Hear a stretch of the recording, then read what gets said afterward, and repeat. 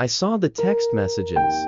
My 31-year-old boyfriend was cheating on me with a 21-year-old who didn't bring a single thing to the table. After 11 months of emotional abuse, I finally snapped. But instead of walking away, I decided to make him fall in love with me so I could be the one to break him. If you've ever dreamed of watching karma hit exactly where it hurts, hit that like button. This story is messy, raw, and oh so satisfying. Subscribe for more emotionally intense stories just like this. And now let's dive into the storm. Let me take you back to the beginning. I'm 29, and about a year ago, I started dating this guy, let's call him Chris, 31. Tall, charming, magnetic, but like most poisons, he came in pretty packaging. At first, things were great. He was attentive, sweet, and made me feel like I mattered. But it didn't take long for the cracks to show. The emotional manipulation started small, brushing off my concerns, making me feel too sensitive, blaming me for every argument. Then it turned physical, not in bruises but in boundaries violated, personal space invaded, nights of shouting followed by mornings of silence. Still, I stayed. Why? Because for some twisted reason, thought he'd change, and for a while he did. The last 6 months were better, or so I thought. Our communication improved. He started doing little things again, coffee in the morning, walks after work, inside jokes that made me believe we were finding our way back.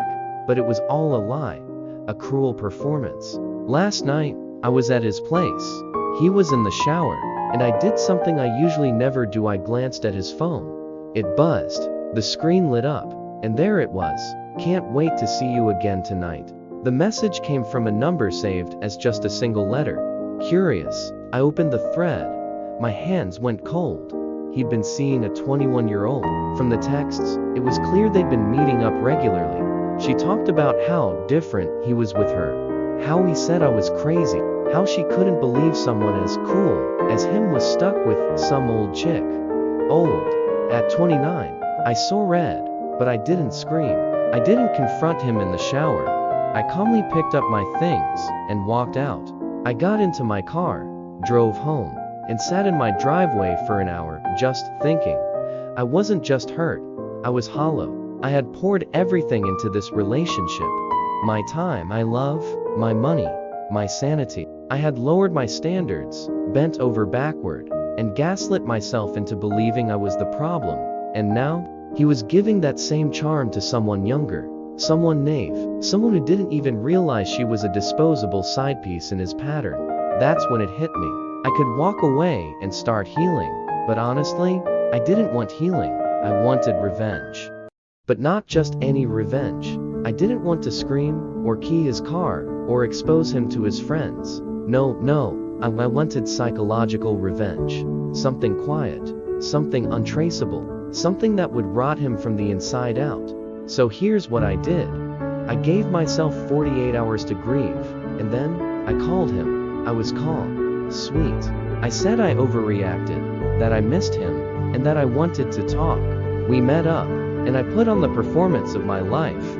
I told him I'd been in a dark place, that I needed him. I apologized for being distant.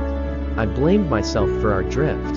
He ate it up like candy, and just like that, I was back in his life.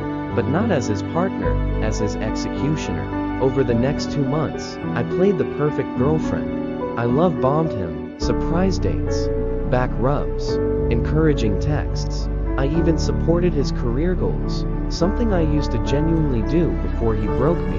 And behind his back, I built a new life. I started reconnecting with friends I lost during our relationship. I went to therapy. I applied for better jobs and landed one. I started going to the gym again, not for him, but for me. I even started talking to someone new, someone kind, emotionally intelligent, and yes, aware of what I was doing. He supported it. He understood that this was about closure. All the while, Chris started to fall deeply back in love. He opened up about wanting to move in together. He mentioned kids. He said, "I've never felt closer to you." And then, one day, he tried to confess something. "I need to come clean," he said. "There was this girl, but it's over now. I made a mistake. I just want to be with you." I smiled. I told him I forgave him, But I didn't forget. On our 1-year anniversary, he planned a dinner. I let him dress up, make reservations, even write a love letter. At dinner, I pulled out my phone and slid it across the table. "I know about her," I said. He went pale. "But it's okay, because I've been seeing someone too. For 2 months. He knows all about you. And he's everything you're not." He stuttered. He tried to spin it. I just stood up and whispered, "This past year, it wasn't a waste for me. It was a warning. And now, you get to feel what I felt. Confused, hollow, powerless." And I left. Revenge doesn't always need to be loud. Sometimes, the most powerful justice is making someone fall in love with a version of you that doesn't even exist anymore. Because by the time they realize what they had, you're already gone. If this story gave you chills, smash that like button and tell us in the comments what's the most cold, calculated revenge you've ever seen or done. And if you want more stories like this one, subscribe and join us for your next dose of poetic justice. Until next time.